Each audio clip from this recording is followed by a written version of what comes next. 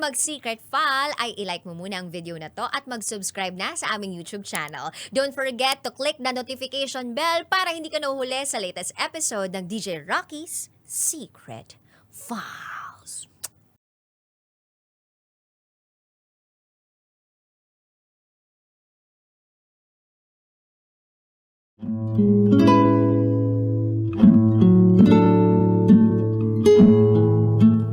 And now, it's time for DJ Rocky's Secret Files.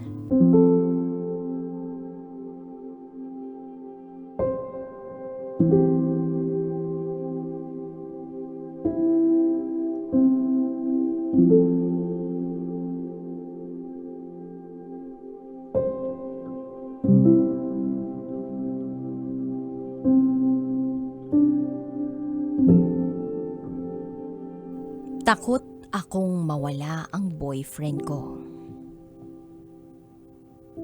Pero, mahal ko pa rin ang ex ko.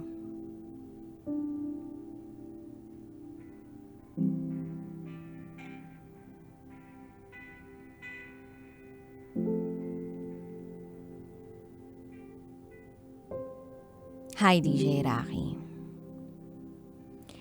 Itago mo na lang ako sa pangalang Karil. I'm from Misamis Oriental.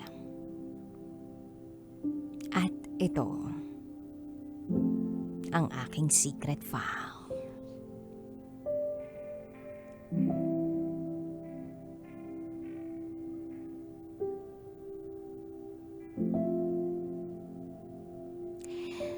Back in 2018,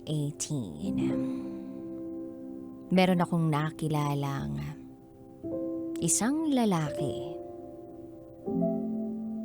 Hinding-hindi ko makakalimutan. Nag-meet kami sa park na kung saan yun ang lugar kung saan nagkakarate siya. Nung una, ayoko nga siyang pansinin. Kahit alam ko sa sarili kong gusto ko siya. Kasi nga, that time, 24 years old ako at may boyfriend ako. Pero dumaan ang mga araw, linggo, buwan. Parang excited na excited ako sa tuwing dadaan ako sa park ng hapon. Kasi alam kong nandun siya. Hanggang sa bumigay na talaga ako.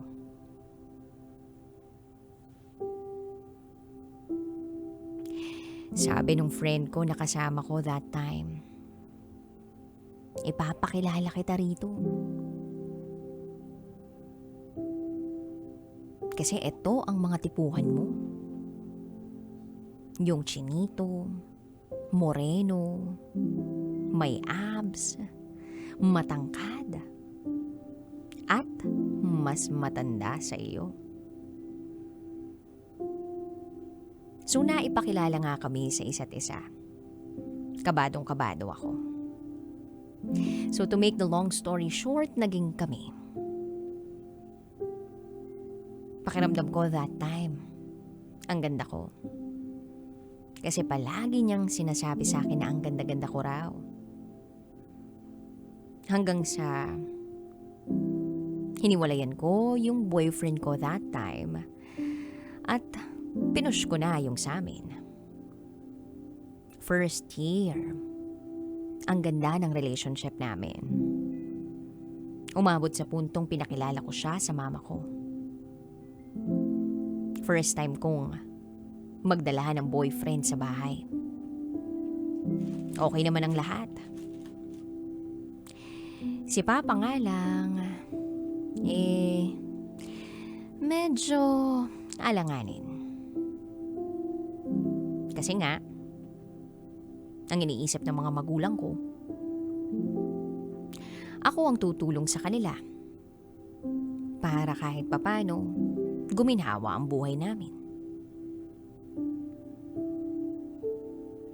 That time kasi nag-aaral pa ako. Pero sabi ko sa sarili ko, hinding-hindi mangyayari ang kinatatakutan ng mga magulang ko.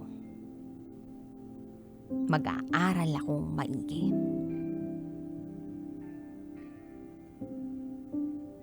On our second year,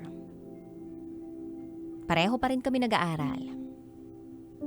Then one day, may nagsabi sa akin na kasama niya sa karate. Uy, Karil, si Jerome, may babaeng kasama dun sa lugar kung saan kami nagtitraining. Ang sweet nilang dalawa. At alam mo, yung jowa mo, may binigay na necklace. Nang marinig ko yun, nanlumo ako.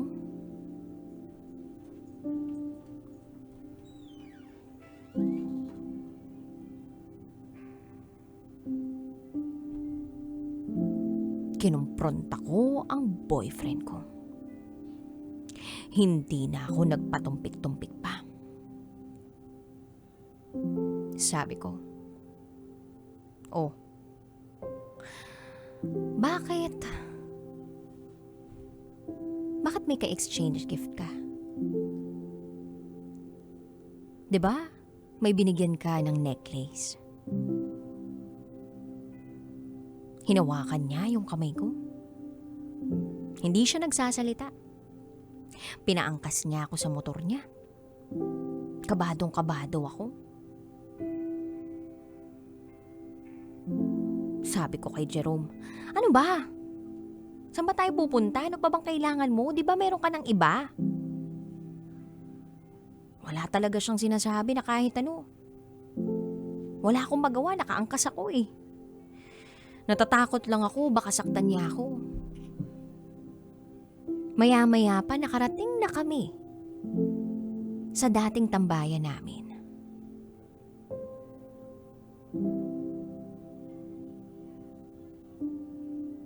Sabi ko,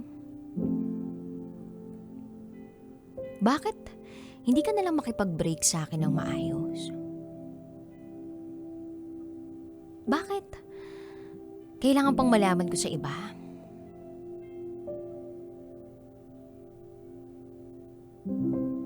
Then sabi niya sa akin, "Pwede bang pakinggan mo muna ako? Ngayon sasabihin ko sa'yo ang totoo."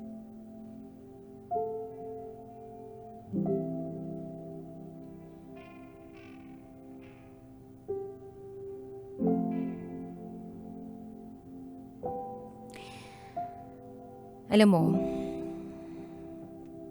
mahal kita. Pero, kaibigan ko lang yun. Wala lang kami noon.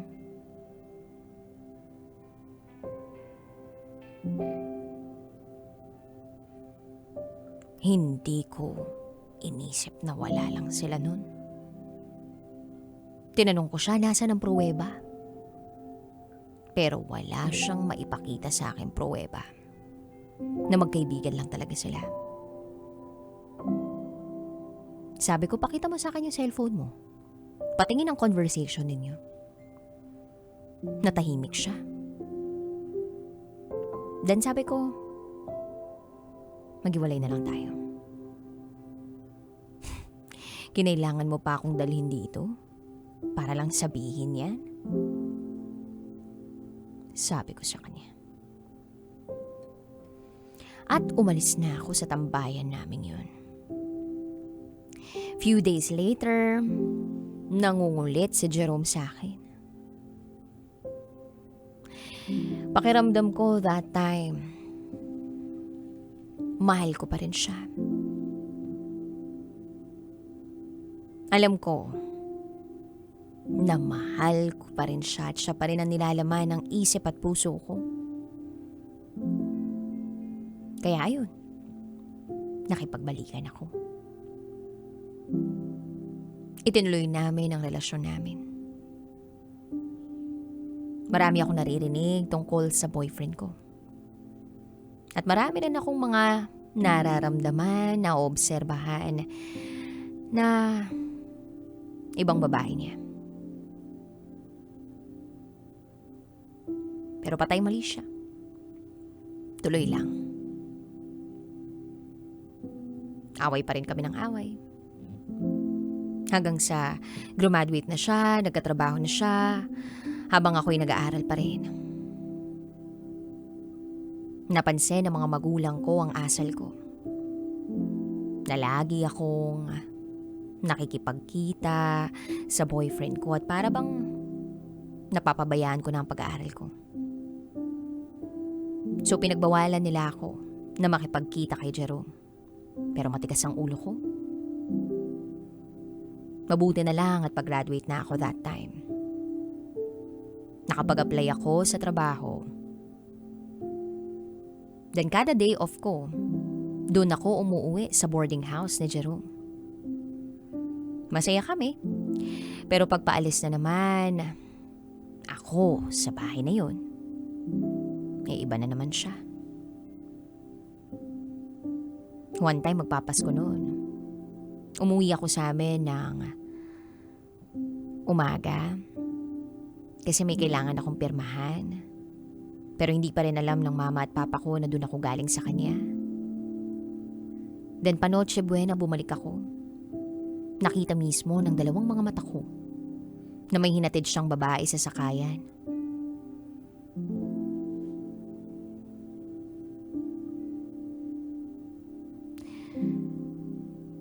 Doon sa mismong pinara ng jeep, nandun ako. Sa tabi ng driver. Doon sila sumakay sa likod. Gulat na gulat ako at gulat na gulat din silang dalawa.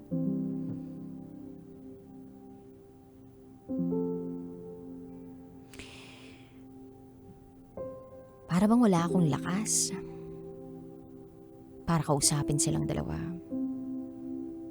O ilaban ang nararamdaman ko para kay Jerome. Kaya ang ginawa ko, bumaba ako ng jeep. Naglakad ako papunta sa boarding house niya. Pumasok ako agad sa kwarto. Chinek ko ang cellphone niya. At nakita ko doon na may picture sila sa Snapchat ng babae niya na nakakandong pa sa kanya. Kinuha ko lahat ng mga gamit ko doon. Galit na galit siya sa akin. Kasi nga, ang dahilan niya, friend niya lang daw yun. Sabi ko, hindi ako tanga, Jerome. Then sabi niya, diyan ka lang, maliligo muna ako.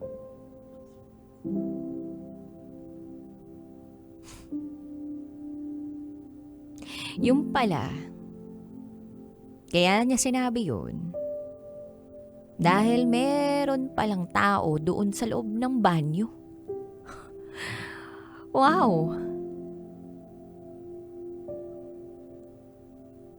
Ang dami nila. Sabi ko, magsama na kayong lahat.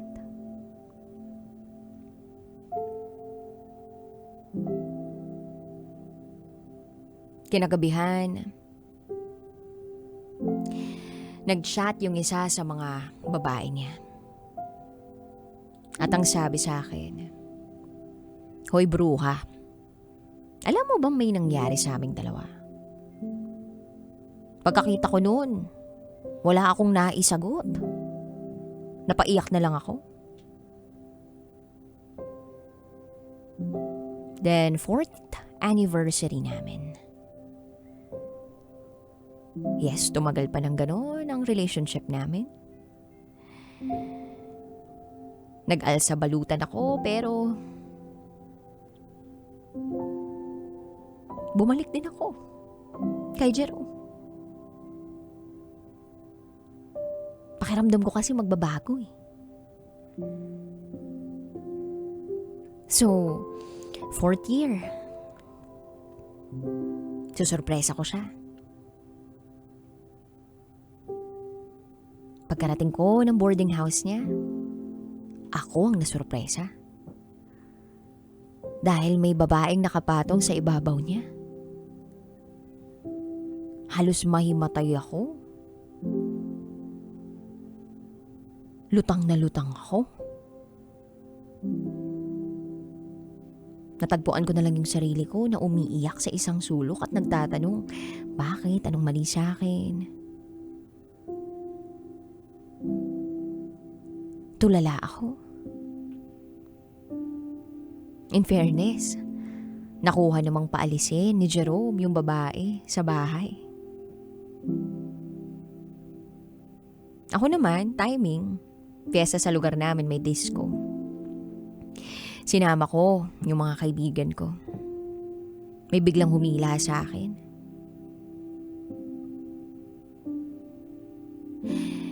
Sabi ko, sino ka? Paglingon ko, ay, yung boyfriend ko. Hindi raw ako bagay doon. Tapos sabi ko, sino ka para sabihin sa akin hindi ako bagay rito?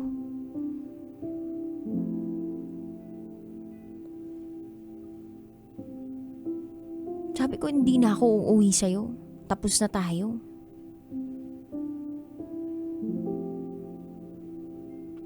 Doon ko na ilabas lahat ng sakit na naipon ko for 4 years.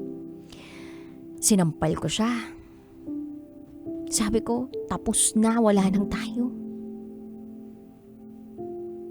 Na kahit alam ko na mahal ko pa rin siya, hindi ko na kayang tanggapin pa siya sa buhay ko.